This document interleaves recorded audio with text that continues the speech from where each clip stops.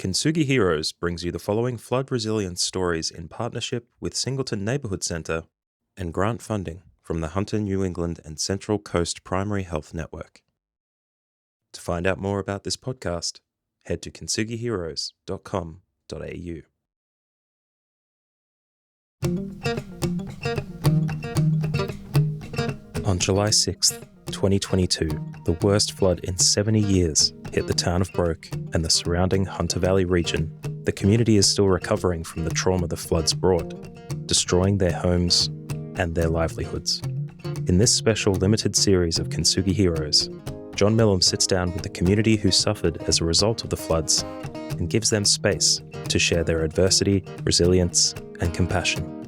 It's only through connection and empathy that there can be a path to recovery. These are stories of trauma and can be confronting. If you find they have a triggering effect, please reach out to someone who can help keep you safe. Now listen in as John takes you beyond the deluge with Kintsugi Heroes.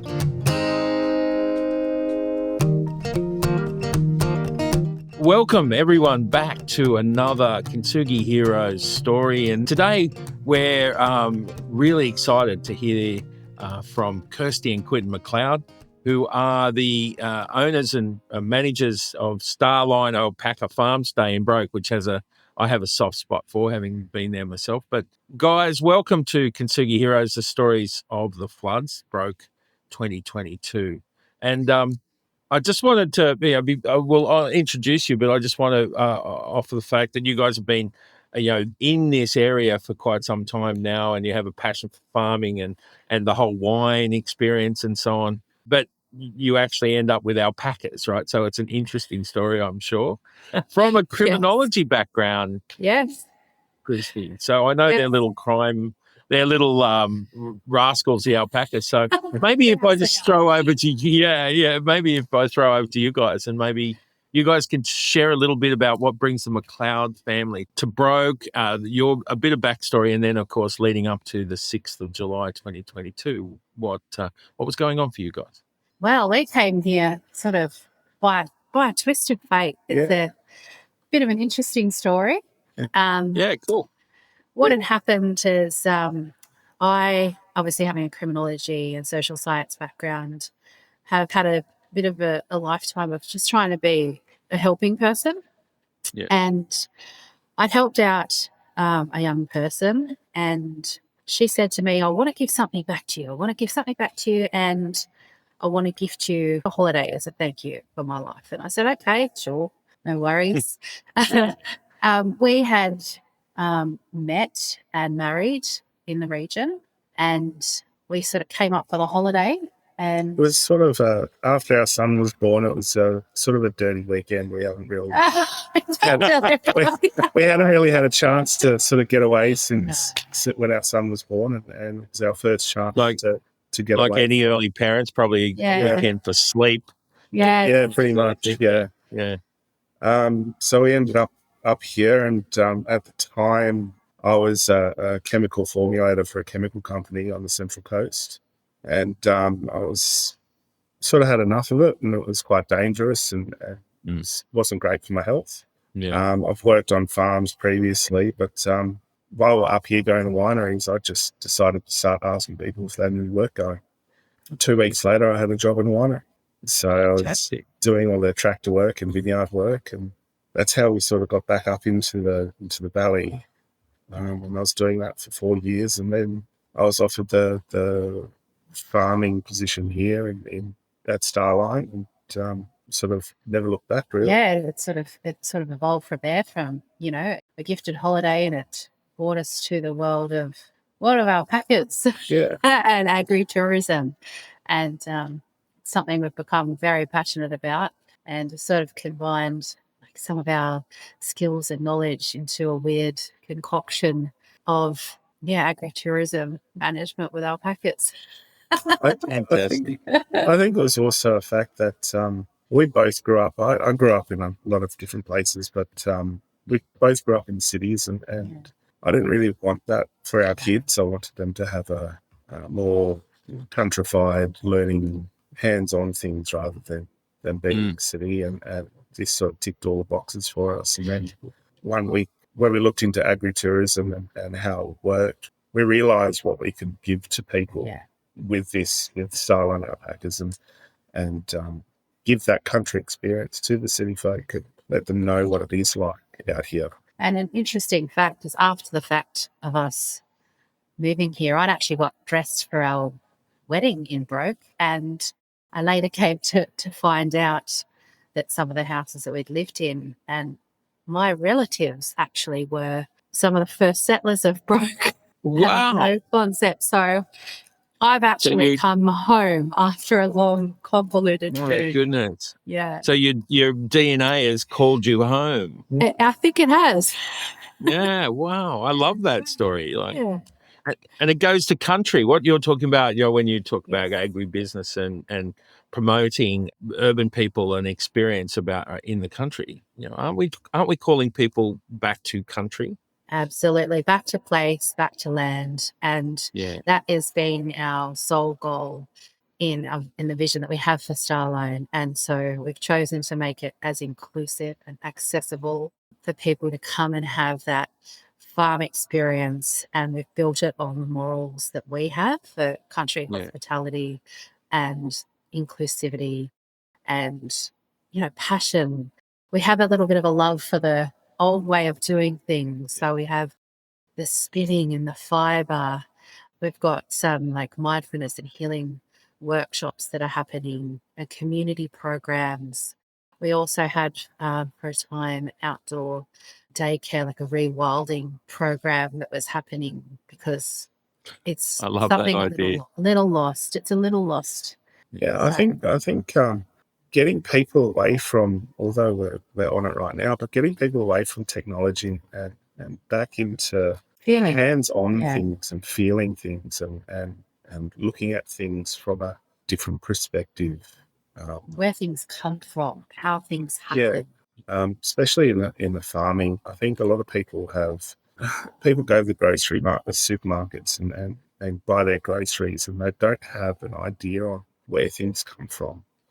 Now, we're not technically in the market for producing food or vegetables yet, but we produce a fibre that is quite good for jumpers and things. And again, people don't realise where it all comes from. You go buy a woolen jumper from a shop store, and yes, it's expensive because it's a good quality product, but they don't understand where it comes from. They don't understand what it means to have an animal and raise an animal, make sure that animal is nice and healthy to be able to give us the products that we use on a daily basis. Giving that opportunity to people coming to the farm to see that, I think it's a great passion for us. Yeah. And that passion led you to invite the enigmatic alpacas into your life, obviously. Definitely. Not just as producing the fibre, but also as you talk about, as a conduit to bring the experience of farming back to the world. But they do. They're quite therapeutic. Yeah. Mm-hmm. But it's interesting because leading into you came in and you reignited the passion and connected back to country. And of course, you invited other people into your world and gave them that experience. And of course, there were other people there leading into the 6th of July, wasn't there? You had people in place. Yes, we had young families. I think the youngest little person, she was about 6 months old.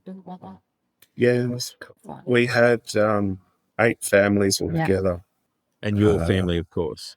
And my family, And that was just what was on site. That's not including when it all happened. I managed to get a couple of families from Broke as well up to the farm. Tell the story of that. But we had 8 families on site with little kids ranging from 6 months to, I think the eldest little girl was around 11. Yeah. So there were a lot of young people. So leading up to that, what were your thoughts around, because it had been wet and, there'd been bits and pieces of flooding across the board leading up. How did, what was happening for you guys, leading up to the day the river broke? Well, for us, I've always had I call it a country woman's knowing. Cool. It's a knowingness. And so I had actually been preparing for something. And preparedness is very much in my nature. You're laughing about it. So true, I isn't it? am, yeah. No, I love it. I'm just, Yeah. yeah. I was even saying to him maybe a week before, I think you need to go get petrol. He's like, why would I need to do that? I'm Yeah. telling you, which is such a blessing because we had some. So we have preparedness and canning, which is something we are going to be doing more of. I'm very much into like the homesteading sort of culture. And so for me, I was already at a level of preparedness which was of benefit and blessing to the immediate environment. We had cupboards full of food and prepared for what was about to happen. But I think what we sort of had to stop and sit back and look at was where we're situated is up high. So although the flooding came in, and it came in very quickly, and I think it came in a lot quicker than most people thought it was going to. Yeah. We were sort of listening to in the lead up, we were listening to things. We were also listening to some of the old knowledge coming through. Some people were saying, no, it's not going to, but some of our older generation remembered, the stories back like a little while ago and saying, look, it is a possibility. So I took that as being, I'm going to trust the old knowledge. Yeah. So we were sort of preparing. You were moving the alpacas to the highest ground. It could. Yeah, well, as I said, we're quite lucky in the fact that we are up on a hill. Although not a very big hill, we ended up being an island basically, with a lot of other properties on the street. But I think that made us even more prepared for when we did have the 8 families from Sydney. And we were fortunate to also have know that we had a large backup solar system. So part of the property, and it's the corrugated iron you're looking at as part of our function centre. That with 4 cottages is all off-grid. It all runs off its own solar energy. So we were lucky enough to be able to put the families into the cottages that ran off-grid. They were not used to a lot of them from Sydney and cities, so they weren't used to the no power and no running water, because out here it's all tank water. It's not. It's not about just opening the faucet and water's right there. It's we have to really be concerned on where these. Our concern was knowing the resources and preparedness, and the level of knowledge we had was good. Our concern was, how can we get our community to our place knowing that this was right in our zone. This is in our skill set. Yeah. This was with all the off-grid stuff that we have done, and we have all different modes of cooking and generators, and it's just something we've always been interested in, preparedness. And it's a passion for us again in our next chapter. We'd like to. And since the flood, we've also made it aware to the town and to the local services and things that if we've got the resources. When the flood was happening, they were all down at Broke Hall, and they had no power, and they had all these whiteboards up, and it was where everybody was going. So since the flood, we've also put our hand up and said, look, we're quite happy to house the emergency services and everything, because we have this amazing space, and we have the solar panels, and we have the power backup to be able to host these people that really do come out and look after the everyday people.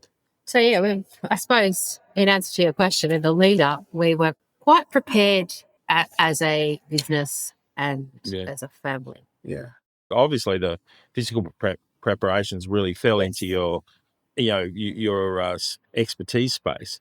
Were you emotionally prepared and psychologically prepared? Do you think that was a factor? But for me, given my background in high trauma, I was thinking to myself again, here's a skill set that I have to offer, helping identify trauma, helping identify, people who are, not seeing it.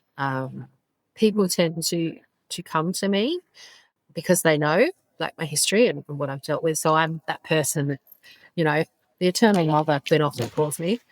I was preparing for that.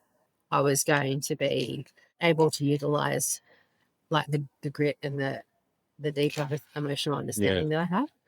I didn't prepare for the gravity of that. For me, I was not thinking.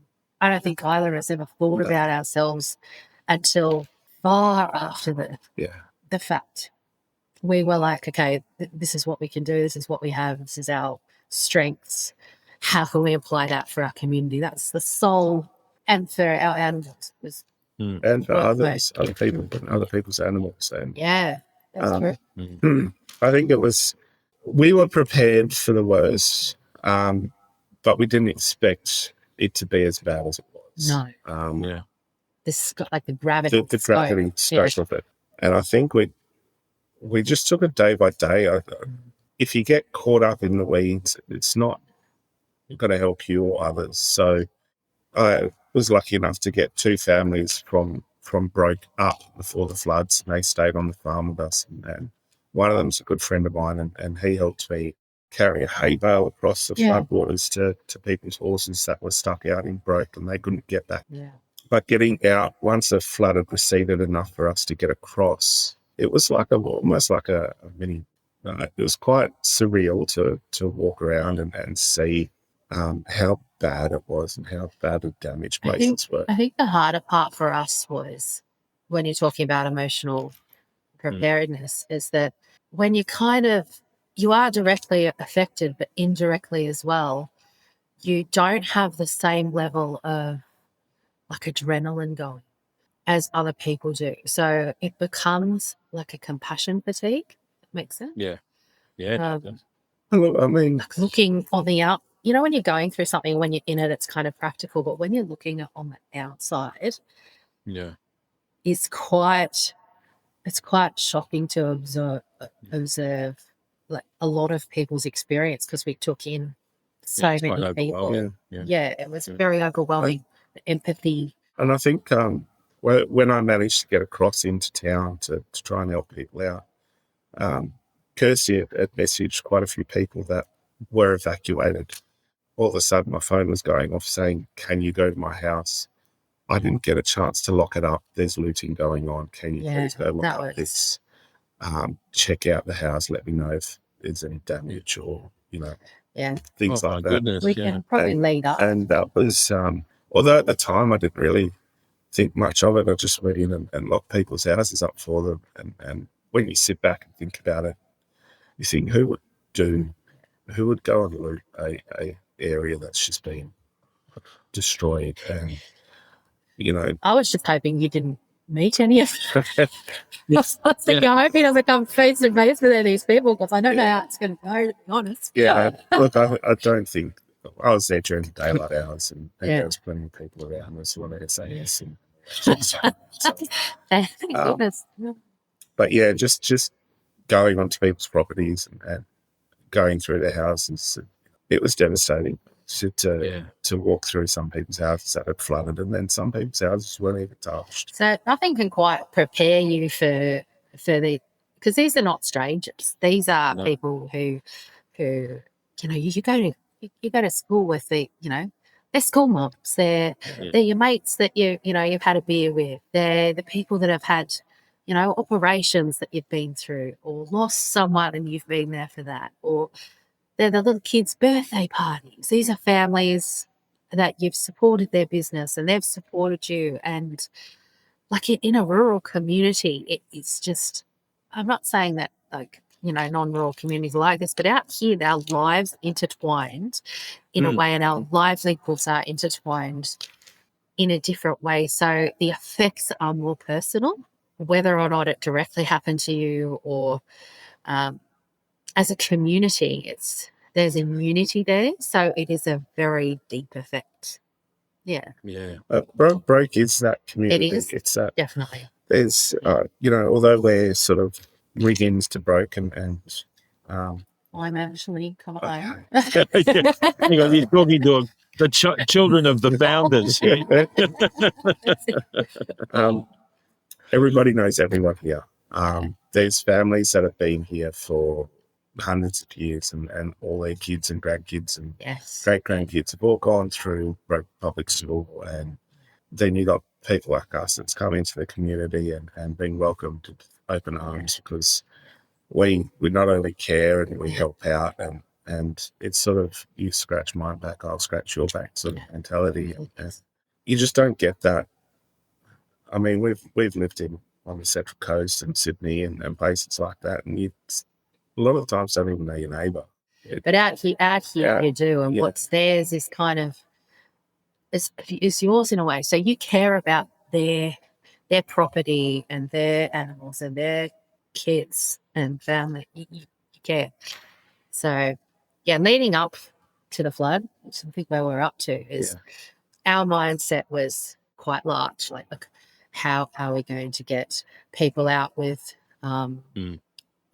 mobility issues, or people that are struggling, or we knew that there was one local person who'd recently gone through a separation, and did she have the skills? Did she have the ability to get her animals out and load them out? And we were thinking of what we could do, how much we could bring in. It was a matter of sitting back going, we have the accommodation. We have accommodation. Our house didn't get flooded. Or yes, we're affected, but nothing near what they were affected like in town. So I still, although we didn't have power in our house, we had people in the area that did have the power on the farm, and they were my first sort of make sure they're okay. And then it was we were the lucky ones. We were able to offer help. We were able to offer accommodation. We were able to go into the town and say, "What do you need us to do? Get out? Can we do anything for you?" We offered accommodation to people that couldn't come and stay back in the house because they were too badly damaged. We tried everything that we could to help others, because at the end of the day, it wasn't about us at all. It was about what we could do to help people. That's right. Absolutely. And people that we've grown to appreciate and respect, and we might not see them all the time, but every now and then you catch up for a beer, or you get together with the community centre and they'll have barbecue or some sort of fundraiser, and everyone gets together and we all know each other. So we could offer dry firewood, which we did for anybody who needed that. It's interesting, the juxtaposition of, like you were looking at and preparing for an event on an event level scale, and yet you're describing on the day and during the event the little things that you could do, right? That was so it went right back down to the micro level, just one person, one task. Yeah. And those were the things I feel like that were appreciated. I remember I have a beautiful local friend, Beth, and she was struggling to keep her kids warm. And she said to me, the best thing for me was just that firewood, just be able to keep my children warm was everything. Yeah. As the flood hit, I think it's my background. I don't always think of this is going to be okay. I more think, this just might not be. Like, this is really right. Yeah. So on the farm, we were getting ready. It's a terrible metaphor, but you almost had the glass half empty kind of water metaphor.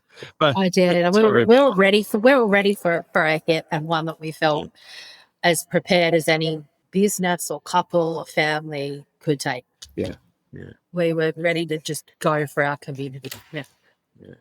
I love that, and I love that you focus on community, and the preparation included not just your safety, but the safety of the place you live. Yeah. How do you think now, as you look at that time, when the greatest amount of stress, people are losing things in front of you, and they're dealing, and they're less prepared or more prepared amongst themselves? What did you notice? What came through for you? The first thing I would say I noticed is everyone out here are usually quite self-reliant people, and I heard it a lot. Oh, there's someone worse off than me. And the amount of people I said, I don't want to offend you here, but you are that person that needs help right now. Yeah. And that's okay. That's okay. I think it's I think it really is an Australian way to be so great stuff. Because I went into a lady's house That the water level, I'm 6'2", and the water level was up to my shoulders. I remember she Wow. fell into my arms. Yeah. When she was at the thing, she Wow. fell into my arms. And I And said to her, "You're not okay." So I sent you over. I'm like, Yeah. "I don't buy this." She's so stoic, but yeah. and to go there and talk to them and say, listen, you can come and stay on the farm. We have power. We have electricity. You can be close to your house. You can spend your day there, come back to a warm shower.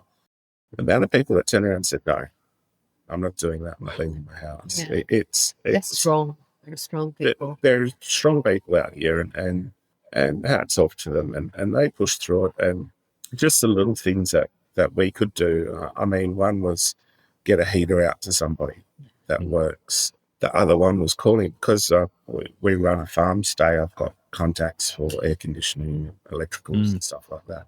Calling some of my contacts to come out and check on people's houses and see if they can get things running properly for them. Little things like that weren't little to them. It was big things. We tried to keep it very quiet. It's probably actually the first time we've ever spoken about it, to be honest. Yeah. Because for us, it was not about anyone knowing. It was, we wanted to maintain everyone's privacy and just help out in the way that we could. We set up a little food suppliers for anyone on site. I would put food out every day for them. Well, we also turned our function centre into almost like kindergarten. Yeah, like a play. Daycare, daycare for all the kids. A lot of parents were busy. Yeah.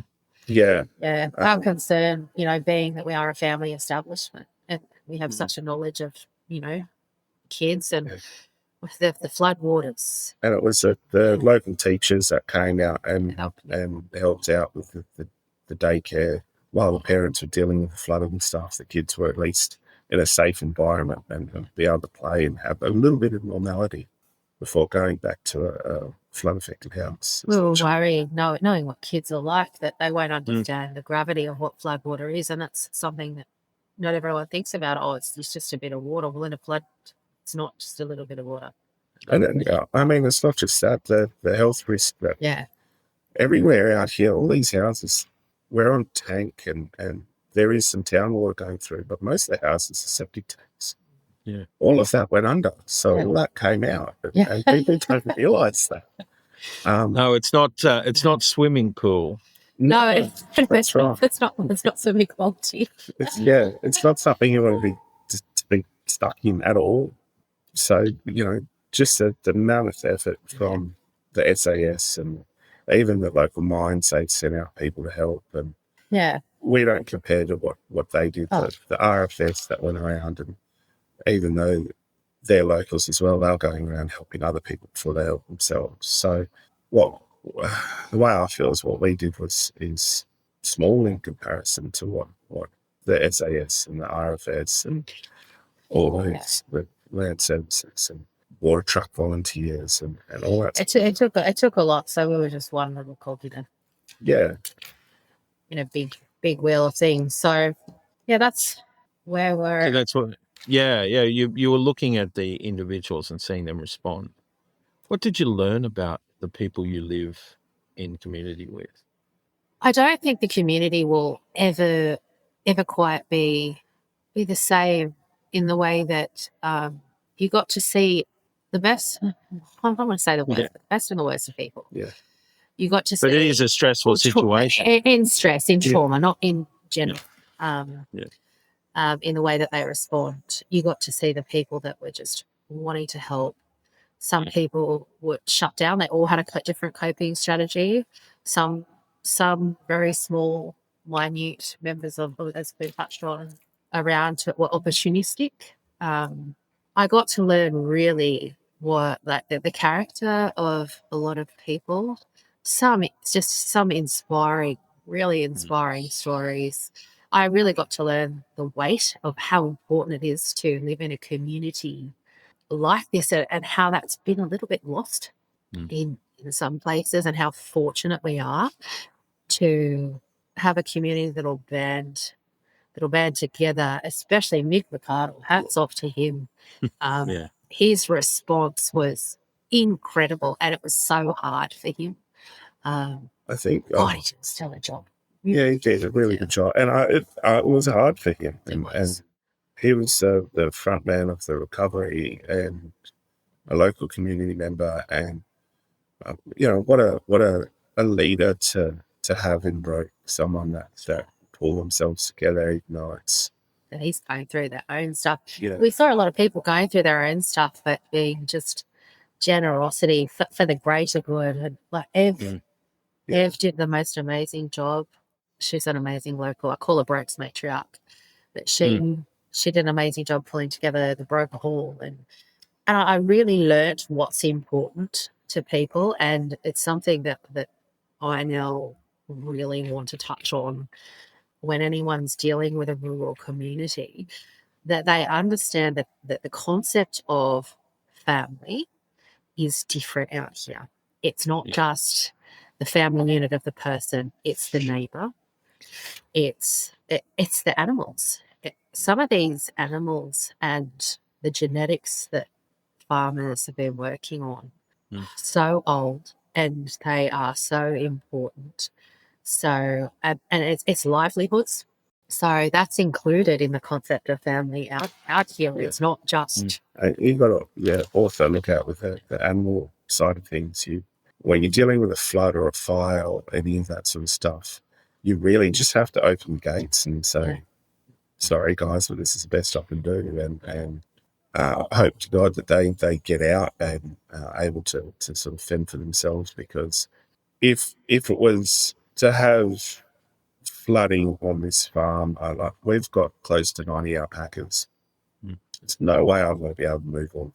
There's just no way. So, and it's the same with a lot of people out here with cattle, with animals and cattle, and also that grapes. Like grapes are such a huge part of Broke. We've had as a community, Mine's a family too. A family too. And those vineyards and knowing working in the vineyards, all that would have destroyed all the grapeage. And it's been a couple of tough seasons out here. What a we community. went from sort of drought to fires to flooding, and you've got three seasons for the Broke has been as a town has been through the drought, then the fire, so there's a lot of smoke taint on the grapes.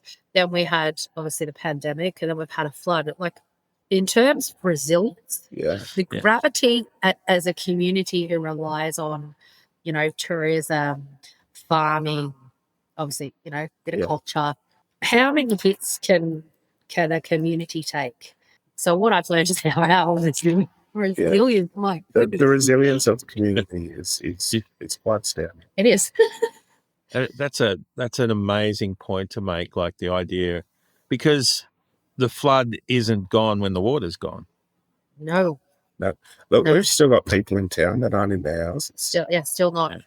Our best friend, one of our best friends in town, she is finally nearly at the stage of having her house rebuilt. And this is a long time now. Yeah.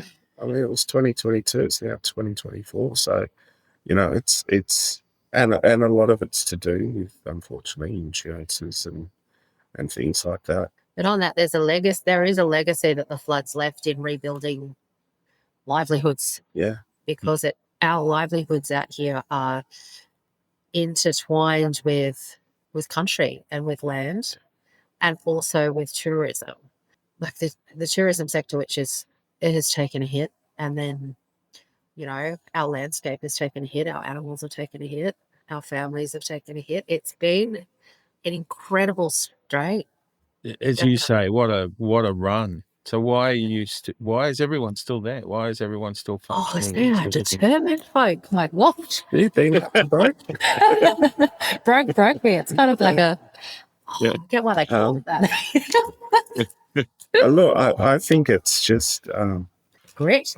It's great determination, but I mean, to stop, you have to stop and walk outside with a cup of coffee in the morning, and you look at your backyard and go, "That's why. This is why we're here." Yeah. And we do it for our neighbours too. You see the range, you see the mountain range. You don't hear the cars. You don't, This is why we're here. And if you give up, there is a flow-on effect. So, if we were to give up, it would be, the wedding, and we are the largest accommodation venue in the region. So, that goes away. That tourist traffic goes away. So, if you give up, and this is why I mentioned about the importance of community, it has an effect, and you don't want to be the weak one amongst all these, strong people. And especially businesses in Broke, we're all a part of a ecosphere. Yeah. We all contribute to bringing tourism into the area, whether it be people just to come and look at the alpacas, or people to go to the different vineyards, or the local soap shop, or all these little things that people don't really realise is out here. But we're all a part of that ecosphere, and if one of us fall down, then it will be a hit to the tourism, and it will be a hit to the economy of the area. I can't actually imagine many Broke people giving up. It's insane to be in the makeup. I think if you've got that attitude, you fit in here great. It's kind of been bashed out of everyone by now. Yeah. It has. Beautiful. But of course, going through all that, you don't end up without scars and change. You don't. What do you think the people in Broke need to do to look after themselves and their? Well, out here, and in most rural communities, you'll know that there is extra support services for mental health. We have lost members, which is very sad. Because of the effects of. It's I think it's we also got to stop being hard asses. We've got to stop being chat. Yeah, we do. I know they do it down at the Broke Hall, and I'm one that I haven't gone yet, but they do once a month a cup of tea, and a chat down at Broke Hall. So having that open discourse and saying to your neighbour, look, I'm struggling, I need help, and be willing to accept that help, whether it is... It's the acceptance for help. Whether it is for mental, or whether it is someone coming on a physical fence for you, We're more likely to accept help for a neighbour. The response on the ground after the flood was really good. I remember talking to a lady called Tabitha, and she sort of said to me, "Oh, you're okay," and she said, "I'm telling you, you're going to crush. I can see it in you because you just keep going." So I think having the support services was good, and it's something that needs to be continued. I know Mick was very, very good about putting those support services out there, and we actually facilitated with some amazing ladies locally to get some grants happening, and we were able to provide just the venue for the BRCA and with some yoga teachers got together like a wellness grant. So we host a weekly yoga, and they do kids yoga as well. There was some other healing things that were put into place for rebuilding some wellness programs that we've tried to sort of put into. I mean, that's what we can. We're trying. What we can do to offer is a place for locals to come and practice mindfulness. We have the sound healing and the ice baths happening here, and though I can take no credit for the actual programming, we can at least provide the space. Yeah, well, I did to do that. So we've tried to get conversations going. And I have seen on the Facebook notice, inviting what's the work yoga, and I smile with the image you painted of that stoic survivor standing on his up to his water going, no, I'm all right. The bloke down the road needs help. Setting up for yoga. Right, but that is really the conversations that need to happen. What I'm hearing is that maybe one of the areas is the locals need to learn to connect and care for each other, almost like okay, if the bloke's doing it tougher, you help him, and then let him come and help you. I think any investment in the wellness of like a community and recovery, it's just so worth it. It's so worth it, especially a community like this one that's had not just one big hit, like a few. Just, Yeah. and there needs to be. I know if you look at statistics in rural communities, the men out here are even more stoic than most. Look, I mean, I'm Guilty. guilty. I think most blokes are. You know, it's we're not a talkative bunch. We're not. We're not one to wear our feelings in our sleeves, and especially the guys out here. They're all hardworking. Miners and farmers, and we just don't. And it could change, and I think trying to figure out a way for guys to get together and sometimes not even talk about their feelings, but just having another bloke to talk to, whether it is the men's shed or Yeah, the beautiful Bianca has got an idea about having a men's shed and working with Soldier on providing a space for some of that type healing work to happen. because I think I know from myself, my own point of view, when I'm having a bad day or I'm down on myself, if I go and do something physical, or whether it is fencing or building a table or dealing with the animals, that all goes away. It's sort of our natural way of coping with things. And it also gives you that break to come back to and think about things. And maybe that's a factor as why the community has been so resilient. Like you don't really have time to. It's a lot to do. Yeah, You don't have time to stop it. it doesn't stop. No. Which is one of the questions, you talked about the devastation you saw when you back in town and how that impacted you. And of course, it's been some time, right? It wasn't cleaned up overnight. So what was that like, watching people's lives put out in the front of their yard? It was. You copped it. You saw a lot. Yeah. You're one of the first over. It was hard. Yeah. When you were either walking or driving the streets, which took a while before we could get a vehicle in there. You first went across with Yeah, I had a friend of mine with a stick would actually cross the floodwater, and he was telling me where there was holes while I was carrying like a bale of hay to go feed some horses. We went across because a little girl that we had staying here who meant a lot to us. She just couldn't settle, and she was in tears because her horse would blow. Quinn had gone to go get this young lady who'd recently separated, knowing that she didn't have anyone there to help her, and she couldn't load. The horse wouldn't load. Yeah.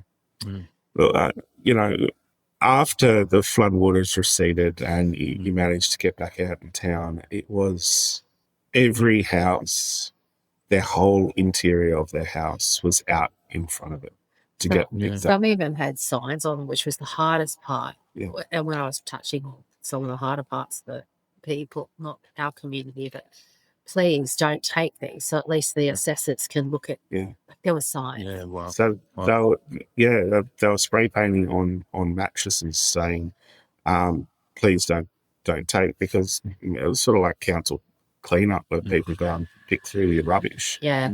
They were saying don't take any of this because we still need our insurance assessment to come through. Yeah. And there was lots of people that were driving, especially at night time, would come drive around and pick through people's trash. What they call it, disaster tourists was the term that was sort of put out there. And then as the businesses, or sort of all the businesses got together and said, okay, well, to keep the economy going, we're going to stay closed for this period of time, and then we're going to start opening back up. And that was because we didn't want to bring the tourists into the area, or we wanted people to have that sort of privacy to grieve. And it didn't stop people. All their photos and photos of loved ones, and even people who'd lost a child, and they've lost every photo record. There was, we went to one of the meetings in the church, and a lady came and said, look, it was terrible.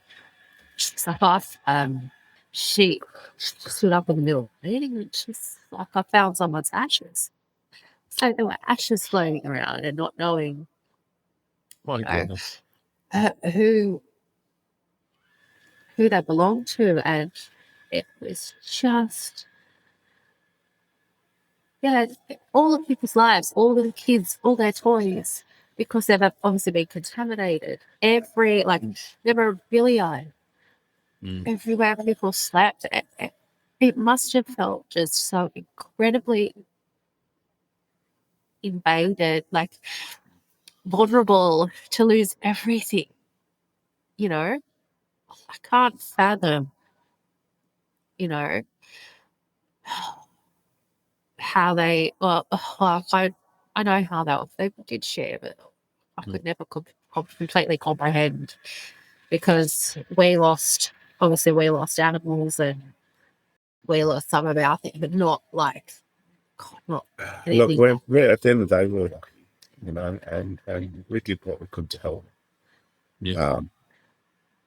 Some of the stories that came out were devastating. They were devastating, you know, misplaced actions, not being able to find, you know, your pets, your animals, you're losing everything. The gravity, I don't think that you can ever truly comprehend, you know, the loss, because it's not just the immediate loss, it's the loss of all of the things you've treasured, and then rebuilding and it's not the same, and then it's the loss of your future, like it'll be a crop or livestock, or it's so big. It's so big.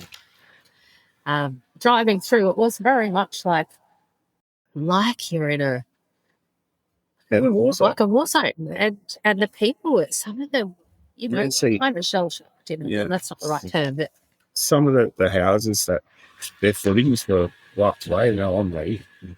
There was a caravan in a hole that was as deep as caravans, you know. Wow. So the way the water swirled around, it's quite intense. and unfortunately, the warnings, there was no warning, came into effect, and trying to convince some people, especially in a should be right community, was quite a task. People have said that they got the evacuation about half an hour after they, Yeah. you know, getting out was possible, right? Yeah. Yes. Well, I was in town You were. the night of the flood, and I was watching this water rise and rise. And then we had the SAS come in and say, if you're not out within, I think it's like 10 or 15 minutes, you're not leaving the town, because the way out was going to get flooded in. And that's when I pulled the families aside and say, we have a place for you up on the farm. Get your stuff together, pack your cars, let's go. Some of them got over as just as like it's over the bridge. Yeah. Like, so when I first went into town before the flood happened, there was no water over the bridge. And then when I came back out to come up the road to come back to the farm, it was sort of lapping the bottom of my view. I've got a view, it's full type view. So it came out super. you were probably one of the last out. Yeah. Yeah. But you know, as I said, I managed to get a couple of families across. A lot of the other people already evacuated with buses. Yeah. So Your concern is all the families. yeah, we did all we could. Yeah. Couldn't have done anymore. Yeah. So you know, like you've so clearly and beautifully described the impact of this on the people and the place, but and it's so tragic, you know, to hear those stories. And yeah, that's not all the story, is it? There, you know, do you see the good, anything that was good come out of this process? Yeah, I think for the community, I saw, like, you got to know people at a level, you know, that you didn't. It definitely brought community together more.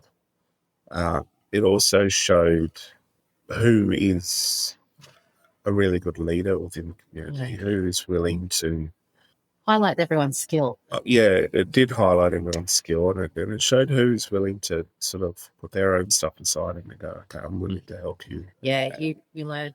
as Kirsty said, I think it really showed who, and maybe a cliche, but Beautiful the character. good, the bad, and the ugly of the community. Yeah. Mm. You got to see some really inspiring stories. You got to be quite moved, and you got to see who was willing to be an amazing human. Yeah. And make a difference. Yeah. At the end of the day, it wasn't about us, and it wasn't about one particular person. It was about everybody. It was a coming together and a collective fight. It was a collective rebuild. It saw the Borough Hall become just such a hub. And, you'd walk in there and you'd see like these steel magnolias, these ladies who were like, right, this is what I can do. I can do food. And they were doing food, and there were people like, okay, I can't do food, but I can do time. And they were packing grocery things. Yeah. Or, it'd be, I know there was a local olive producer. She might have been whispering, but anyway, they're like, okay, we've got olive oil. We can do oil. Or Ben and Jace from Monkey Place. Oh God, he was incredible. They he did was quite a lot of catering. Yeah, caterer. Free charge catering barbecues. He didn't stop for days. He was there at breakfast. He was there, like, just such a shining light in what he did. Or it was like us. We can provide accommodation if you need somewhere to stay. And we were washing a lot of. I washed. I can't tell you how many loads of washing I did. Because we have washing machines. And of course, everything needed washing. We had a lot of community come to us with cars with washing. Yeah. We're lucky, and again, what we did, I don't feel it was anything major or special. It's just what we could do. It's just what you could do. There were some amazing electricians that were coming out and looking at like electrics. So you got to see some of the greater side of humanity, and that was just beautiful. Another thing we also learned out of it is like we identified resources for the community. So we put our hand up and said, look, if anything like this happens again, we have solar, we have paddocks, we have if we could run a hub here, you could have a working little commercial kitchen on site. So we can run a emergency service or provide something for emergency services. I think they said to us we'll do some resilience leading, whatever. Yeah, so the brokers developed systems. Resilience, like an emergency resilience team. And there's 6 of us that are part of the team leader. We're one of them here, and then it's sort of spread out through Broke. So basically, what they found was that everybody in the area was trying to contact the hall to get information, and it was there weren't able to access. There's a lot of congestion. So what they've done is we've got our resilience team leaders within the community now. So if something like this happens again, we're the ones that are going to have all the information, so that we're going to be able to have a lot of people contact us or come to us to ask us. And same with the other centres. I think the good thing came out is that there's procedures in place now around the brook, and also there was the need for advanced warning systems. And this is something that I would shout it to the rooftops if I could, is that for a rural community with the different concept of family and livelihood, it needs to be advanced, because a lot farmers won't leave their animals. Like, you have to drag them out, like kicking and screaming, and we won't leave our neighbours. It's like you don't leave someone behind. So we need more time to get out because of those factors, because it's your livelihood. It's not like, just leave it at stuff. It's not just stuff. It's your income, it's your family security, it's your life's work. And it's when it comes to the sort of animal side of things, it's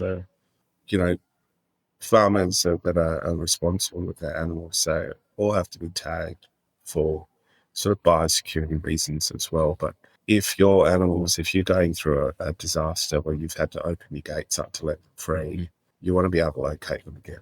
So to have them correctly tagged and have like the local land council and all that sort of stuff come and be able to go, okay, well, this is actually their animal, pick it up and bring it back to them. Yeah. I think it's really important. And I think information and teaching people on what exactly to do in situations like this, I think that is I think preparedness, and it's Yeah. it's something that we have a bit of a heart for at the farm, and I think watch this space, for stuff like that. But advanced warning systems, and I would encourage every community to have. I know the She'll Be Right thing is it's part of our culture, but like, what if it's not? Yeah. What Yeah, if it can go so far when everything is dropping around you. Yeah. I love what you said earlier about old knowledge. Old knowledge, yeah. How do you think that will play a part in your preparedness for the future?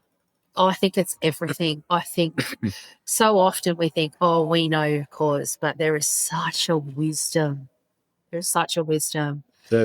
Look, there's a wisdom with the traditional owners of the land. They know these areas better than us.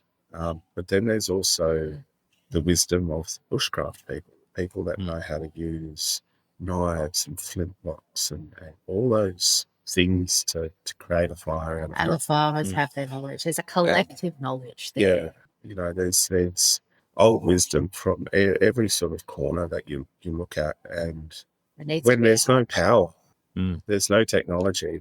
I get why you like this storytelling thing now. Yeah. if you're stuck somewhere and you've got no gas, how are you going to start a fire?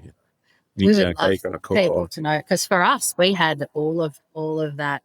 I would love to see every family have the capacity to go off grid if the occasion calls corporate. I knew we had 3 months, so we personally had 3 months worth of food ready, and so I guess that's what we've learned. Yeah, the importance of being prepared, early intervention, procedures. And now we have advanced warning systems coming along the brook.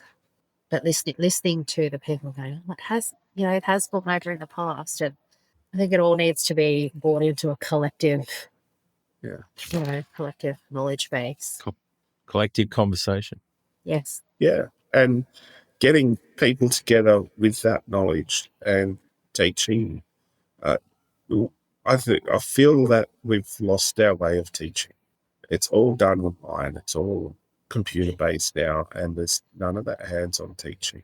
And we've got great people in the area and throughout Australia that are able to hold seminars to teach people the hands-on things that you need to know to get through a situation like this. There needs to be a reconnection with the land and the country, and understanding what the wisdom of that. Yes.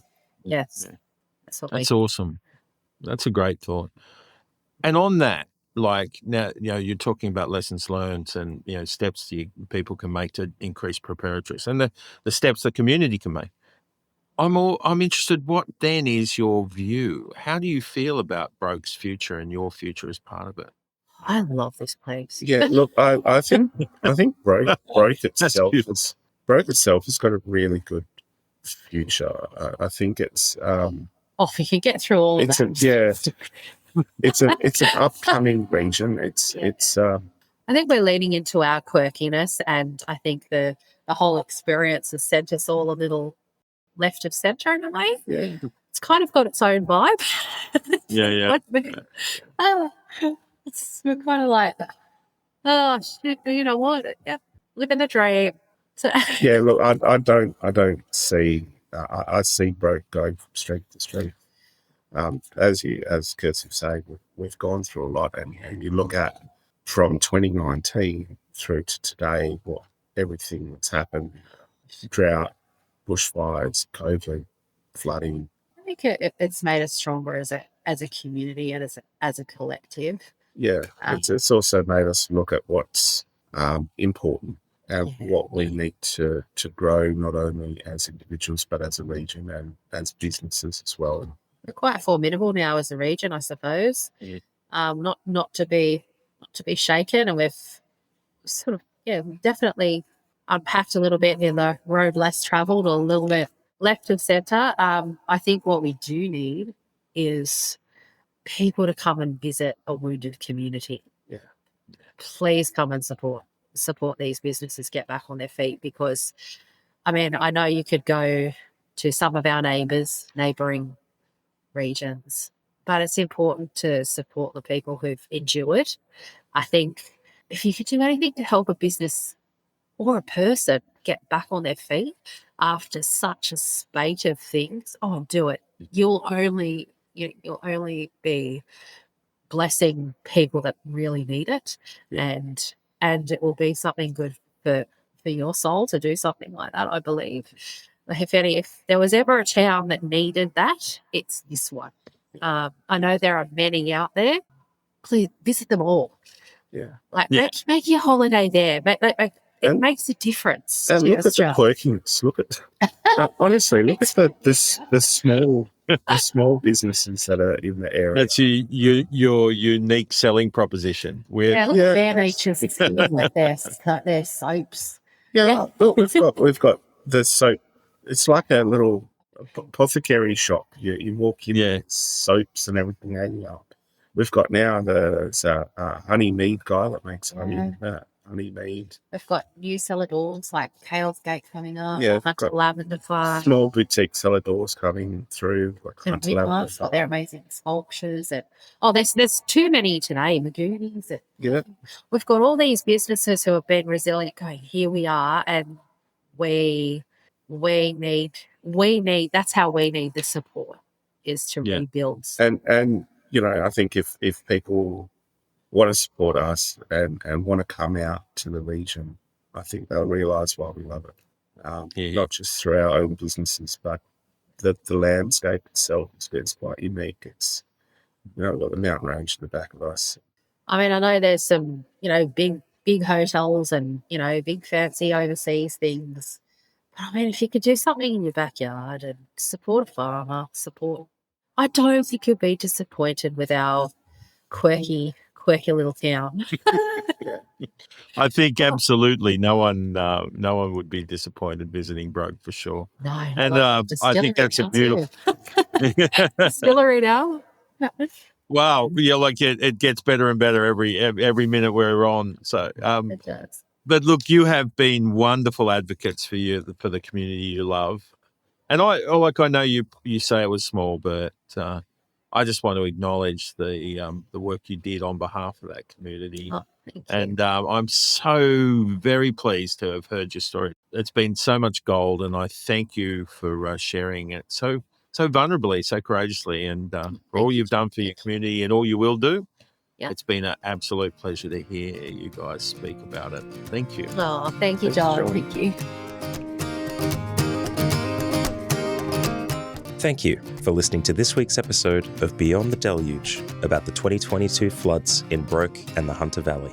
If anything in this conversation has had a triggering effect, please seek support and find someone who can help keep you safe. Please share the show to your friends, family, and colleagues so we can help more people with their recovery from natural disaster. If you'd like to find out more about Kintsugi Heroes and our other podcasts, please head to kintsugiheroes.com.au. Our theme song was provided by Colin Lilly. Thanks to Matthew Bliss for editing and production, and to John Millam for hosting the conversations. And most of all, thank you to the community of Broke and the Hunter Valley for sharing their lived experience with us. We'll see you next week in Beyond the Deluge.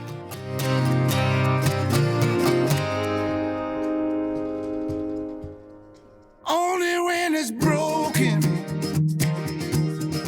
Only when it's broken. When it hits you in the middle of the night and the truth burns so bright. Only when it's broken.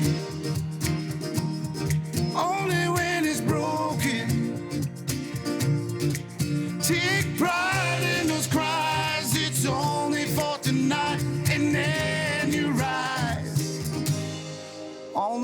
when you're broken. Only when you're broken. Only